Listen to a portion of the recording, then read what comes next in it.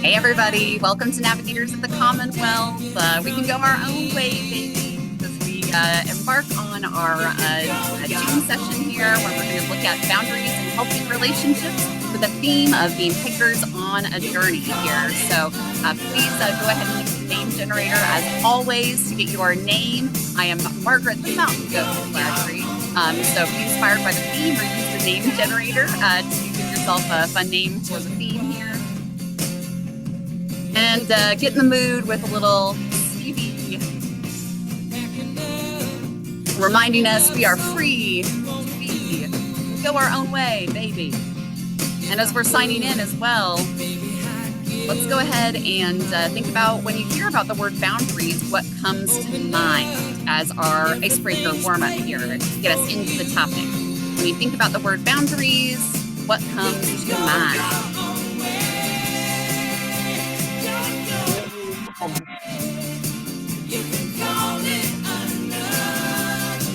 What comes to mind when you hear the word boundaries? Give yourself your hiker name, your hiker navigator name for our theme of navigating boundaries and helping relationships. And again, based on your input from last time, came up with this specific topic and content. Okay, so boundaries, love what's coming in here. Self-respect and respect. Key ones here. Communication and peace of mind. I love those. But already kind of a theme emerging with respect. Communication. Multiple coming in on communication. Self-respect. Protecting. Great. Yes, the protective qualities. Boundaries.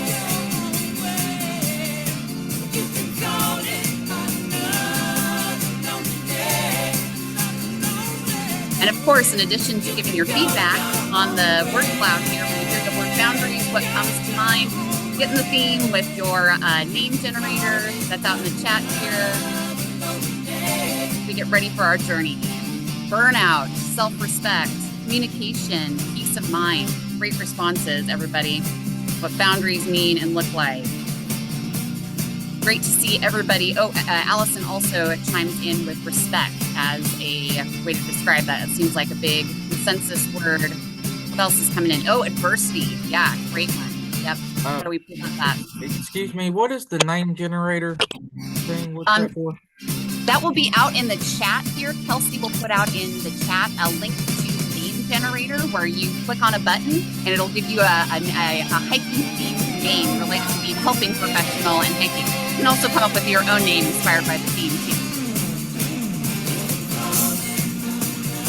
Okay, great. All right, as much as I hate to turn off Stevie, let's go ahead and jump into our content for today. So again, like I talked about at the very beginning, this revisiting of boundaries and helping relationships was based on your all's feedback on the topics that you wanted more content, more information about. We did a boundary session, I want to say last May or something like that, but Valerie and I, based on what you all had shared at the end of the last session, thought that this would be a really important topic to revisit with some additional content and strategies here. So, of course, as helpers, boundaries often get a bad reputation because people sometimes think that boundaries mean distance or saying no or shutting people out. But in helping professions, boundaries are often what makes relationships sustainable, and they provide that protection, that respect that you all were talking about with the word cloud here. So our goal here is not to build walls, it's to create relationships that can survive difficult terrain. So we can think about these helping relationships are like, a hiking in unfamiliar terrain. Without markers, even the most experienced hikers get lost, exhausted, or injured. So our boundaries really function as trail markers, providing clarity, direction, and predictability. As also as switchbacks on our trail, giving us help with pacing and preventing burnout. They give us trail maps of shared expectations, trail heads with clear beginnings, and lookout points as moments to pause, reflect, and reset here. So, of course, as always, just a reminder as we're in the session here together, some of our ground rules for how we want to be in collaboration with each other, being actively engaged, staying open and curious, respecting confidentiality, especially as it comes through in our breakout sessions as you're talking with fellow navigators here. And of course, always, first and foremost, here is our goal to have fun and connect with each other around our shared passion for helping people across systems. So first, before we dive into some of the practical content on how this applies in our day-to-day work here, wanted to share some of the research here on what does the research say about boundaries. And this is from an article down at the bottom of the slide that Kristen pulled together. She's, of course, a PhD student in social work, so kind of an expert in the social work space. And this article is basically how to do training for social workers on professional boundaries. So what the research tells us about is that we have that I think this is really critical here is that boundaries and the ability to set them and maintain them is not just a quality of an individual helping professional, right? It's what kinds of boundaries are enabled or constrained by the systems that we work in. So this article by Davidson talks about that there are different kinds of systems. One are systems that produce rigid boundaries. So in these kinds of situations where you might be working in a system that produces rigid boundaries, agencies encourage inappropriate rigidity from helping professionals with highly demanding, under-supportive work environments and short timeframes, where workers regularly encounter painful emotional content, high levels of client resistance and/or ongoing personal and safety issues. And helping professionals may become rigid simply in an effort to accomplish their impossible caseload tasks as quickly and efficiently as possible. So that's the rigid boundary system. They also talk about systems that produce entangled boundaries and give the example of an HIV prevention worker whose work with clients takes place entirely in bars in which the sex trade operates, who is hired based on, in part, their own personal life history of sex trade work, and he or she continues to live within the very community that belongs to his or her clients. So this is, our reimagining reentry work group talks a lot about the considerations and boundary overlaps and kind of code switching that even goes on for all peer support specialists working in these kinds of environments that can tend to produce these entangled boundaries. And another thing that the training encourages from the research that us to consider is whether and how some of our different kinds of life experiences in terms of family, gender, culture, religion, and generation and age might influence how you think about boundaries and what's normative in your kind of context from your personal background. So it also gives us, the article gives us a really helpful kind of visual here for that, the rigid to entangled boundaries, right? And what that looks like kind of conceptually here. So you can think about a balanced relationship as kind of our helping professional boundary ideal here. And if we're moving toward a rigid system, again, this isn't an individual person or an individual help seeker. It's a system with those kinds of expectations. Breach in either direction through entangled professional boundaries or rigid professional boundaries. And just to review this really quickly here, entangled professional boundaries refer to consistent over-involvement where a helper may be investing more of their time, emotional energy, or favor in this relationship than others in a manner that is unhelpful to the client. A worker with an entangled boundary meets their own emotional, social, or physical needs through the relationship with their client at the expense of the client. Rigid professional boundaries involve barreling ahead with their own agenda inflexibly, condescendingly, and without attending to the unique and multifaceted needs of the client. The lack of authenticity and sensitivity while attending to the client's needs contravenes helpers' ethical responsibility to honor the dignity and worth of the individual. Between those two extremes, balanced boundaries are authentic and caring, using authority appropriately, remaining aware of their position, helping professionals take care to neither exploit their clients' vulnerabilities nor infringe on their rights. Those functioning in a balanced manner are able to use their professional judgment and self-reflection skills in their assessments and make decisions that are professionally responsible to other professionals as well as help seekers. So you might think about kind of in your experience where the systems that you've worked in fall out in terms of the types of boundaries they encourage, rigid, entangled, somewhere between here from the social work research. So, but let's get real, right? As always, when boundaries get complicated, over to you, Valerie. And I don't know if you have a name here. Let me see what your name. I don't have a name here. I will say I'm doing poor boundary modeling, but I have not set boundaries with how many tabs are open on my computer right now. And so I fear that one more tab will send it under. So I tried to open it and my computer started freezing up a little bit. So I didn't want to lose you all on this meeting. So I do not have if someone wants to get a name for me and click the link, if you set better parameters on your technology end, please do so. But I am so glad to see you all today. This meeting is a highlight of my month. I just appreciate, again, I said in the chat, but I'll repeat it here, just how willing everyone is to come together to network with other people in these roles. Really, the core of these meetings are to bridge the gap between helping professionals and help seekers. And really, a unique aspect of this group is that many helping professionals are also help seekers as well. And so, this is really a space where you all can get fed in that area. And just acknowledge that you may have many intersectional commonalities with help seekers, and but in that role, you're always giving, giving, giving. So this is a space where you can acknowledge the duality of your role or just all of the things that you are caring and wanting to do and connecting. So again, this is boundaries and helping relationships, which I think, yes, we may have done something previously, but when we looked at the mentee results from the last meeting, it seemed like this was something that was still top of mind for many people. So we wanted to continue to reinforce this. And I just want to say, if I haven't already normalized everything, that boundaries often get talked about in ways that don't feel particularly useful. Things like, oh, protect your peace, set boundaries, don't overextend yourself. But nobody really explains like what that looks like in real interactions with real people who are struggling, right? Especially when you are in a helping professional role and your natural inclination is to do more, help more, right? Especially when those people are in crisis, when resources are limited. And can I get like a thumbs up on that? And anyone strapped for resources, especially when you care deeply about what happens to the other person. So here we have in particular when boundaries get complicated, if they're not already just naturally inherently complicated.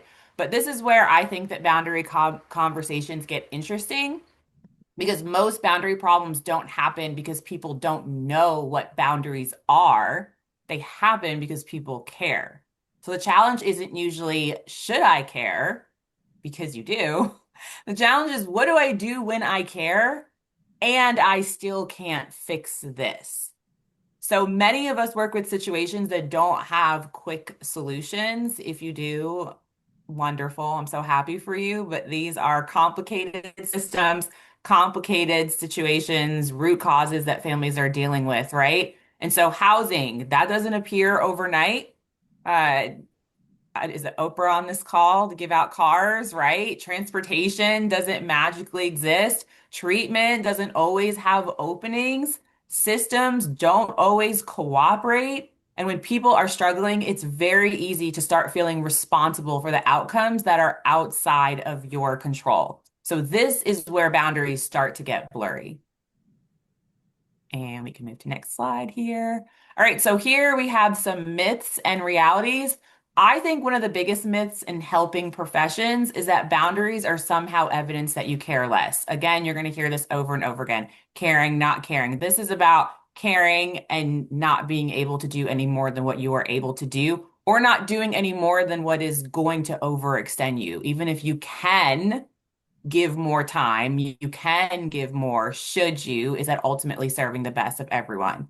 What I see over and over again in this space is the opposite. People without boundaries are the ones who end up exhausted, resentful, burnt out, or just disappearing entirely. So boundaries are often what makes it possible to keep showing up. So you want to help. If you want to help, you have to set boundaries so you can stay in the game, right? So a second myth is that good helpers always say yes. But if you've ever promised something that you could not deliver or committed to something that you could not sustain, you know that saying yes isn't always the most helpful thing. And finally, I would argue that unclear expectations damage relationships much more than clear boundaries ever do. Like, no is an answer, and it's okay. It's okay to say no. Silence is what causes damage because people are confused, they're unclear. If you know where you stand, if you know it's a no, that's something that a help seeker can swallow and tolerate. And another example is these are my working hours. Like, this is when I'm available. If you message me after my working hours, I'm not ignoring you. I'm just outside of my availability. That's not something that would damage a relationship. That was really clear. There's no emotion there. It's pretty neutral, but not sharing your working hours and then not being responsive, that silence, that unknown is what can cause damage there. So people generally do better when they know what to expect. And that's the challenge for the helping professional is to be able to be clear and provide clarity without absorbing guilt in advance and saying, well, I don't want to tell them they can't message me outside of these hours because that makes me feel like I'm not helping enough. It's not really a no, you can't message me. It's just this is when I am available and this is the reality. And knowing when I'm available and knowing how to contact me allows you a known clear pathway to reach me. All right, we can go to next slide here. When helping turns to holding. So feel free. I'm not tracking the chat right now, but we've got a full team here.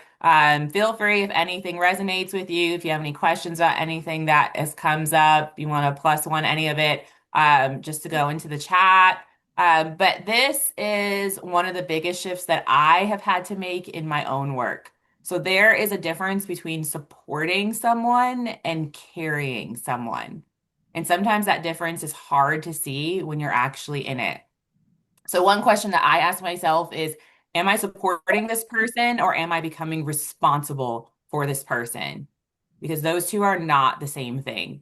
So when we start to feel responsible for outcomes that we do not control, we usually start carrying weight that was never ours to carry. And eventually that becomes unsustainable. So I want to be clear, this is not about blame, but it's just about noticing. All right, so I have said enough. Hopefully that resonated with people. But this is also, again, this is a learning collaborative between people who are doing the work, who are all experts in their own position, who all have their own wisdom. So we want to give you all the opportunity to learn from one another in addition to what we're sharing here. So we're going to do a breakout and we want you to choose one thing here. So think about a time that a boundary helped a relationship. Think about a time that unclear expectations created problems, or what boundary challenges come up most often in your role. So I want to keep this grounded in real life. You know, think about real interactions. Again, what worked, what didn't, what patterns did you notice? And please feel free, be ready to come back and we can debrief and share when we return.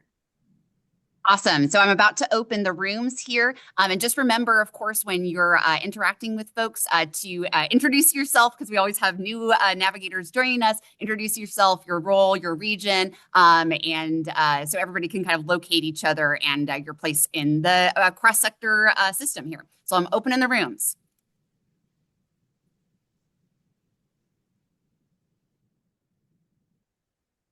Hey, y'all, welcome back for those who have found their way back to the main room after breakouts. As Valerie is joining us back here, go ahead and look at our debrief question from the breakout rooms.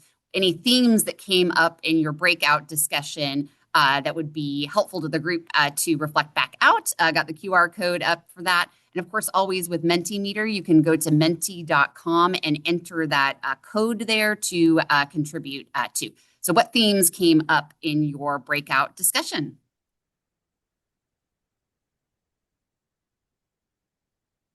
Oh, avoiding burnout. Yeah, right. It's kind of a tied to boundaries, right? A really critical piece of the puzzle. Awesome. So yes, we have what themes came up. So again, as people were sharing, were there any patterns? Was anything showing up more than once? Anything surprising? Anything familiar? And do we have time for people to report out Yeah, I any? think so. And we've got stuff coming in the Menti too that you can unpack, Valerie. Awesome. Looks like takes time. Healthy boundaries. Boundaries are hard. Yeah, that's why we're having this session. And we may continue this conversation because this is not a one and done. Like you don't go and do like a CEU, training on boundaries and it's like, well, I'm boundary, you all moving forward. I mean, this is a practice, right? So we're always working on it. Avoiding burnout. That's tough because once you're in it, it's like systems involvement. It's like you have like the root thing and now you have the system on top of the root thing. Same thing with burnout. It's like whatever was going on that led to it is there, and now you have to get out of burnout to even go back to that. Okay. Time prioritization. We've got a comment here. Boundaries aren't just for clients or that professional role. It applies to everyday life. Yeah, and then even just what from life trickles into your roles, or what from your role like trickle, like what is like the two-way relation there? I took some notes in my group. Someone had referred back to the helping versus holding. It's trying to find that balance of like people can be in crisis, so they're like the executive functioning may be down, but it's like how long do you do for someone? How much do you do for someone? When do you hand it off and like scaffold it to them? Um, we had staying within the scope of their current role. So maybe they have past experience doing something else professionally. So they want to bring that into their current role, but it's like, the boundaries of, oh, this is what I'm actually supposed to be doing right now. Even if it would be helpful to bring that expertise in. Someone talked about just not being able to solve the right problem, that they are a helper for a specific thing, but sometimes the need is such a root, like basic physiological need that they don't have the resources for. So it's hard to help at that level when someone just needs something even more basic than that. Let's see. We have a comment here. One thing that was brought up in our group was that boundaries are helpful because they help people depend on others, not just me. I'm going to add to that. We did also talk in our group about team collaboration and how a blocker to being able to help is when there's not clarity on the team because you don't know how to depend on other people if you don't actually know what your team is doing or capable of. And so that clarity allows you to depend on your team. Okay, we have empowerment versus caring call out here as a form of self-care. Really love the difference in rescuing versus helping. Yes. And that is, I'm going to add that to the practice. And that is not a one size fits all situation. So something to keep on the wall and keep reflecting on. Am I helping? Am I rescuing? Does this person need X, what they need in this situation? Do they no longer have this need? Do I start pulling back a little? Boundaries are important with clients and coworkers, right? We were a teacher. It is a profession where it is normal and expected to work off the clock, to just say yes because you care. Care is coming up again. I think we can all agree as a baseline that we are in these roles because we care. We left the profession. I vowed to have much better boundaries around my time, my home, my work life balance. Yes. And it is. I think in those like situations and what we want to bring to spaces like this is just acknowledging that that's not actually immediately easy to do for everyone. right? Like there can be like a transition period or even like a permanent feeling of like, should I be doing more? Should I, if I see that an email came in after work, like, should I check to see if it's urgent or not before I decide just not to open it? All right. Laura says here, let's remember that boundaries includes bound. We are all in this together, one family under the sun.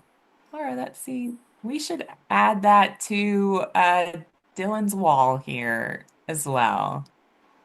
Thank you for that. Thank you, everyone, for sharing and for all the contributions here. I don't know, Margaret, if you see anything else that you want to call out from the mentee.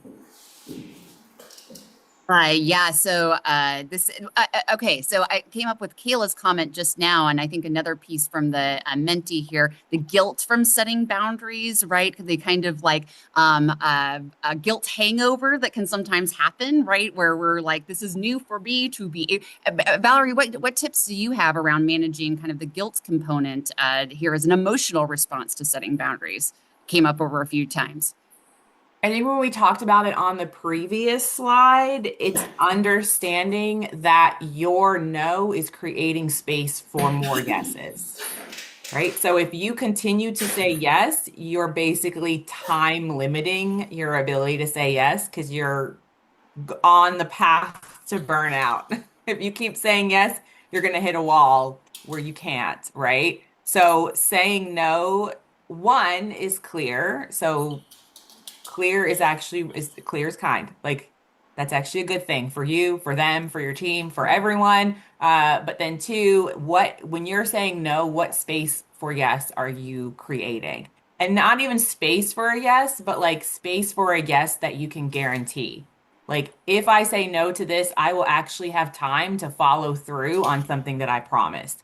If I say no to this, I know that I will have time and capacity and the bandwidth to do this thing well and to actually be present and present, fully present, not just like physically there because I'm just bouncing all over the place.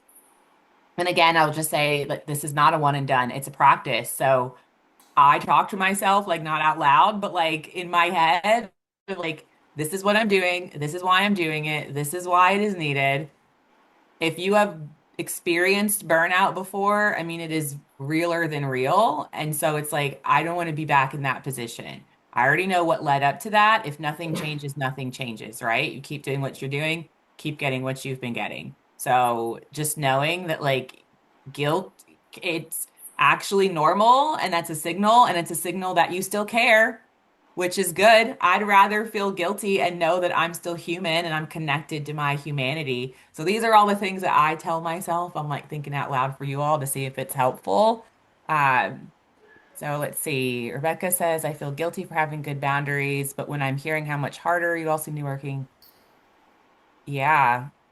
And then, just separating like what is true. Like, was that actually unkind, or do I just have that feeling because that's something that's like a societal expectation? Like even just reading what you said to someone again, did what I was what I said actually rude, or do I just like am I just putting that and projecting it onto that? Yes, celebrate progress. And also, because these sessions do relate to one another, I can say sometimes you might get it wrong. Actually, you probably will get it wrong. And if you damage, repair and you move forward. And that is also kind. It is also a boundary and kindness to yourself to say that you can mess up. We can move to next slide if we are done here. All right, so sentence frames, love to give some practical tools. So do say and do not say. You all can read that. But I love the sentence frames because they turn values into behavior, right? So it's great for everyone to nod and say, yes, boundaries. I want to work on this. I want to practice this. I want to be better at this. But then it's like, okay, now what do I do? We got a couple of things that we're framing and putting on walls. Here are some more examples here. And one thing that I think helps people is realizing that clarity is not cruelty. So I've said this several times. no, I can't do that. That's beyond my scope. I'm not the right person for this. That is actually really kind to say that. I am actually not the right person for this conversation. I'm not the right person for this resource. I don't have the emotional bandwidth right now, or I'm not in the right headspace to be the person that you need to meet you where you are right now. Like those things are not cruel. A lot of these statements are actually more supportive because they're honest. And again, I feel on like the help seeker side, the worst things are unknowns, silence, confusion. It's not so much not being able to understand or tolerate that somebody else is simply unable to do something or doesn't have something or actually doesn't know something. Like a reasonable person is not going to hammer you to provide information that you don't actually have. But if you seem like you're withholding information, now that's, what could cause harm, right? So people really generally handle reality better than uncertainty.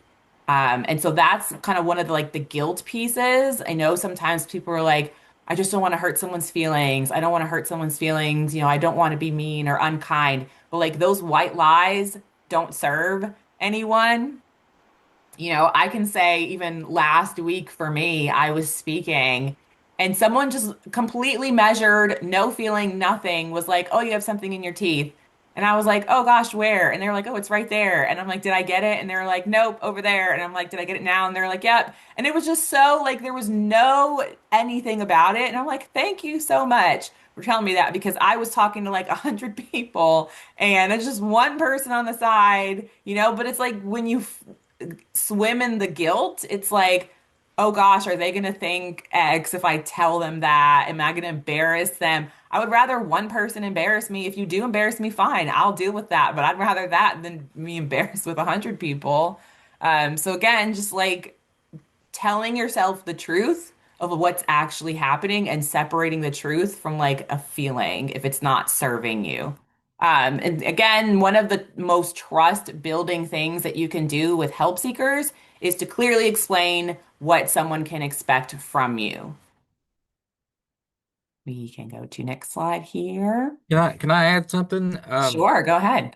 Uh, I would say, don't internal like if you're ha having some feelings about boundaries with one of your clients or anything for that matter. Don't internalize it. You do have support staff, get them involved, talk to your supervisor, mention it in supervision, get some clarification or just sometimes I need that little pat on the back saying, no, you made the right choice there, just to alleviate some of the doubt sometimes. I would say if we want to pull it back to the theme, it's generally not safe to go hiking alone. Like, if anything were to happen in the woods and all that, like, you probably shouldn't be out there by yourself, or at least no one to know where you are, or to have a way to call and access other people, right? So, generally, not a good idea to go on a hiking expedition with no phone, no radio, nothing, and just be out there. Right. So I think that's kind of, what I was thinking of when you were talking, Nathan, was just either someone should be on call or available, like you can meet with your supervisor, you can ping them. Dylan, are you hiking alone? Um, but good to go with another team. Just back up. I know and gosh, now we have a picture here of one hiker, and like this was planted here to contradict me. But just seriously, just practically wise, that's when a lot of things happen when you don't have access to other people. And again, in our breakout session, someone mentioned that in these helping profession roles, having clarity about the parameters of your help and your ability to help in your role and what resources you have is one thing, but also knowing what your team is capable of and who does what on your team and who can you reach out to if you have a question. Because I had just said one of the most trust building things you can do with the help seeker is to clearly explain what someone can expect of you. How can someone know what they can expect of you if you don't even know your own expectations? You can't clearly communicate something that you don't know either. Now you're both navigating the hiking trail with no safety net together, which, can't help if both of you all now need help, right? Um, Attempting a challenging hike without proper gear is also a recipe for disaster. These like one-liner statements here, Laura, are just hitting today back to back to back. Okay. So thank you for sharing that. And also just a reminder, this is a collaborative space. So always welcome for people to jump in, chat, come off mute. Please feel free. This is our meeting. This is a we for boundaries and we for the NOC space. Um, we can, oh, so again, we can go back. I actually didn't go through this slide yet, but one thing that often surprises people is that boundaries can actually increase trust. So again, I've said this several times, like that care piece. When you care about someone, you tell them the truth. When you care about someone, you tell them hard things. That's not caring if you withhold information from other people or you leave things confusing or inconsistent. It may feel better, but that's really avoidance. So setting boundaries, and it's not like a no, I'm closed off. It's just this is what I need. This is what you can expect. This is how I operate. This is how I communicate. This is what I can do. This is what I can't do. That's just it. And that can increase trust because the other person doesn't have to make up things in their head. They don't have to wonder. They don't have to like, I don't know if I should email them. I don't know if email is their preferred form of communication. I don't know if it's okay if I text them. I have their phone number because they called me one time, but is that rude or is that improper? If you just say, this is how you can reach me, this is when you can reach me. If you can't reach me, this is who else you can contact. Then there's no wondering, right? Which allows the other person to relax. So people sometimes assume that trust comes from unlimited availability. And I know that's come up several times in the chat, like wanting to be available, wanting to help. We had a former teacher say, I had to shut off hours. So again, trust doesn't come from being unlimited available emotionally, physically, time-wise, any of that stuff. It comes from being predictable, right? So when people know what to expect from you, they know what someone means when they say they'll follow up, right? It's not like, oh, are they actually going to follow up? Did they just say that because that's what they say at the end of every email?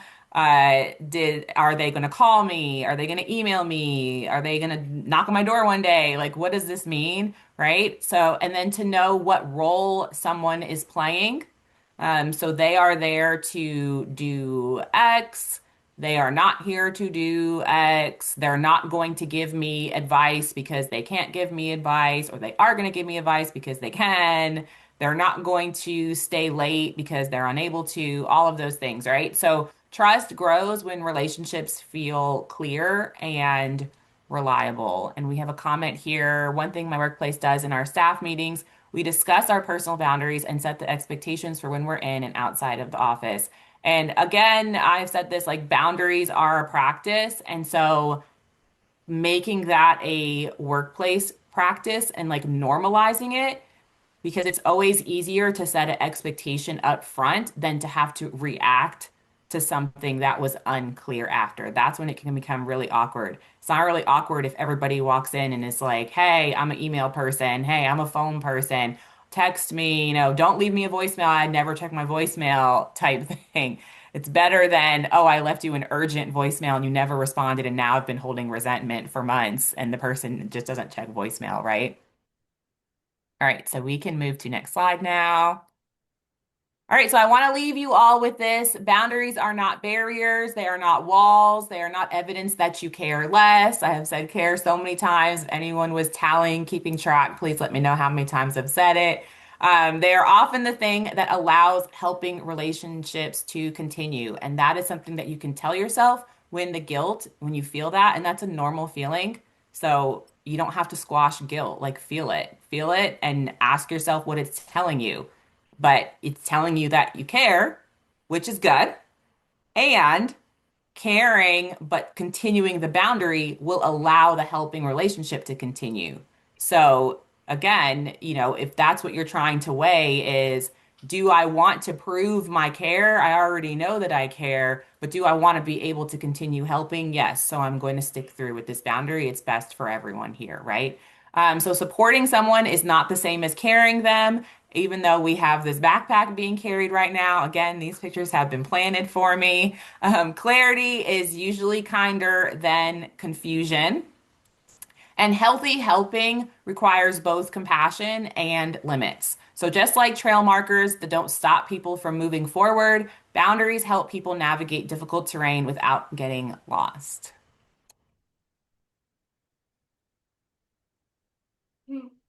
All right. So, after everything that we talked about today and all of the things that have been coming up through chat or in your breakout session, what is one boundary that you would like to strengthen after today's session?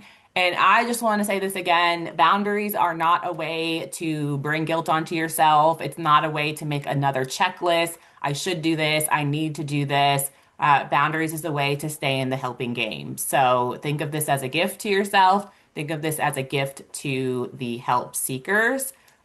So not in a shaming way to yourself, but just again, what is kind of one thing that you have thought about after maybe some people's suggestions or something that just came up for you as we've been talking about boundaries?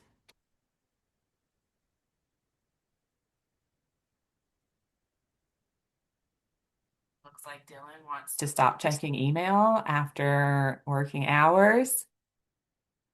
Time prioritization. Yeah, we talked about that in our session a bit, just about, if you really truly were committed to solving every single need in the world, you could go 24/7. So it's like, what is the most important thing I can solve right now? And when do I have to stop? Even when the work isn't done, because it's never going to be done.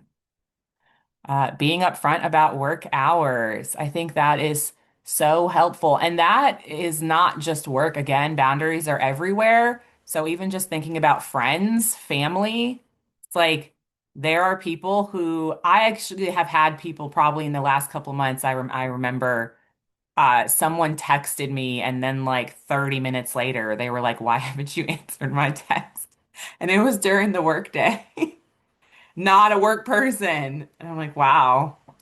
So like up front, just being like, hey, I don't respond to text messages right away. I'm on a really, me personally, I'm probably on like a 7 to 14 business day response on all platforms at this point. But leaving work on time instead of saying yes, and leaving work on time because you want to stay in the helping game. That's if you pick up anything. One, we already know everyone cares. Stop trying to convince people that you care. Stop trying to convince yourself that you care. We know you care, right?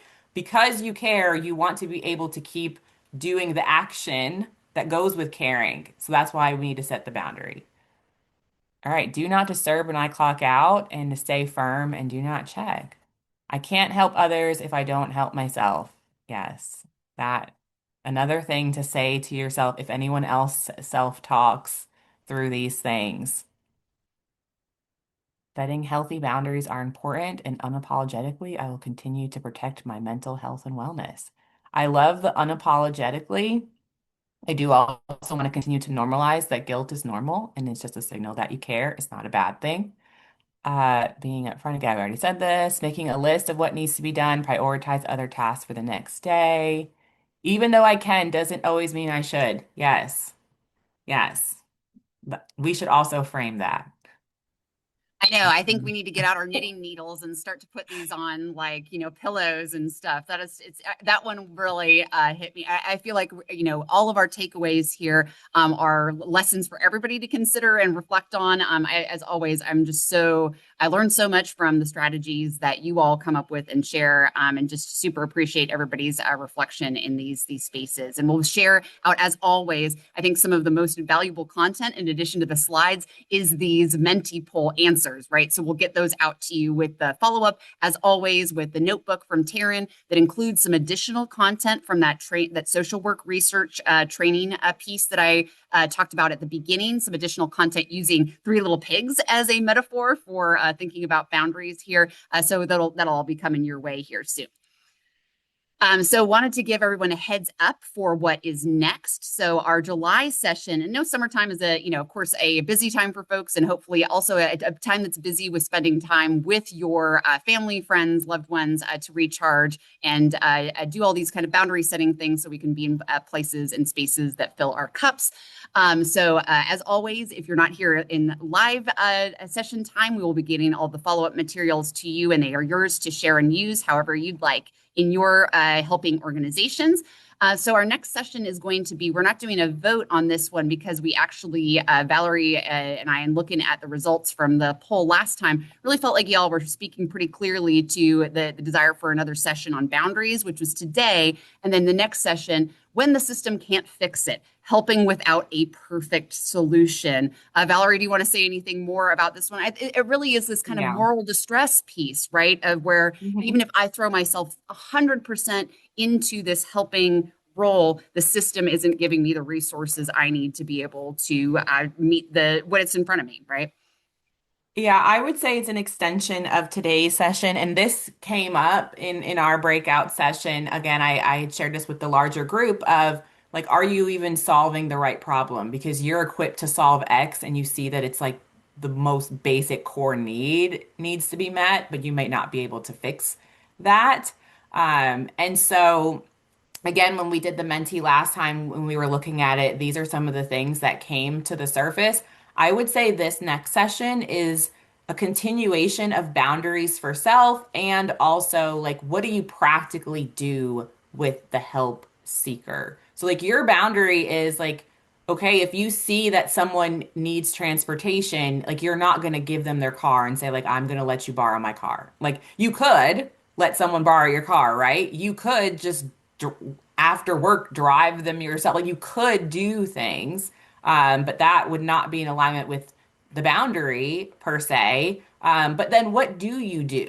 You're still in a helping relationship, and the goal of helping relationships with engagement is to keep the door open, right? So how do you keep the door open on engagement, on being able to help when there are things that are simply out of your control, and there are a lot of things that are out of our control. We cannot control gas prices. We cannot control food scarcity. We cannot control the wait lists of providers. We cannot control what other systems do. And so we want to talk about, again, like the feelings piece of it, how to keep those appropriate boundaries, how to keep clarity with the help seeker, but then also some practical tools. So just a reminder, these sessions are their own individual standalone sessions. So if you are hopping on for the first time, don't feel like, oh gosh, I've missed like a curriculum per se, but they also are foundationally about engaging with help seekers. And so they do all relate to one another and build off of one another. So,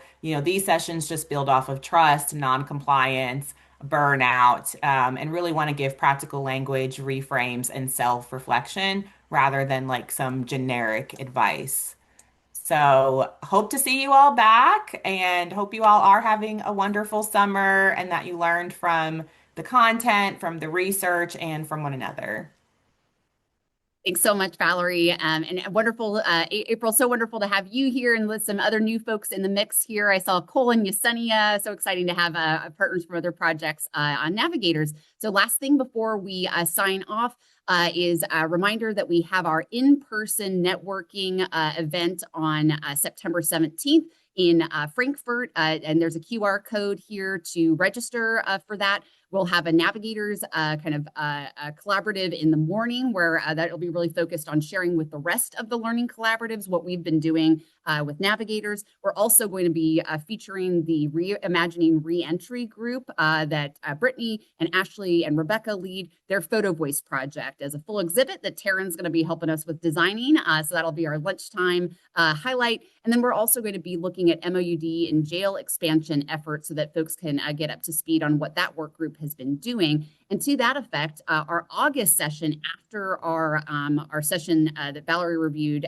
yesterday around or a minute ago again when the system can't fix it, our August session is going to be a panel conversation with the Reimagining Reentry work group to update us on what they have been working on their side with the Learning Collaboratives for our Rapid Implementation and Technical Assistance Hub. So we would love to have everybody together in person. That was something we've talked about in the past as something that this group would like to have the opportunity to do. Zoom is wonderful for being able to get together across times and spaces and all of that, but that in-person time is just so great. And it always feels just wonderful. And I always tell people, objects in person are taller than they appear on Zoom. So I'll just warn you about that too, is like, unless you met me in person, I'm a tall girl, right? And that's always a fun thing about meeting people in person as well. So please register for that. If you're able to attend us, let us know if you have any logistical issues in terms of covering your travel to get there. We would love to help support you if we can. And we will see you next month and get all those materials out using the YouTube channel. It's finally there. Thank you, Kelsey, for all of your efforts with that. We're official. So we'll get all that out there and we'll see y'all in a month. Thank you so much. Bye, Navigators. Go take a hike. Thank you. Margaret, did you see this last comment from Dylan? Is there a fee to attend? No, absolutely free. Absolutely free. Awesome. I was just wondering, we're grant funded here at my organization. So I just wanted to see if we had to like pre-plan for like a fee or if it was just. Nope. Just we'll host it. We'll bring all the stuff. We'll bring and we're going to be doing some cool networking stuff using one of our partners' gamified version of community engagement. So you're pulling cards basically to ask people questions and engage in all of that. So you'll be picking up some different tools and resources. We'll have lunch. We'll have photo voice. We'll have all the things. Just come in and be hosted and have the opportunity to network would be wonderful. Awesome. I also go into the local jails and also our prison here in my region because I'm a PREA advocate. So that sounds really, really interesting. Fantastic. Oh my gosh, Dylan, we got to get you plugged in on all of that. That's wonderful. So yeah, we'll make sure you're there for the August session in September, and that'll really give you a chance to get into those work groups. That's perfect. Okay, great. Thank you all. See you. Awesome. Thank you all. Have a great afternoon. Bye.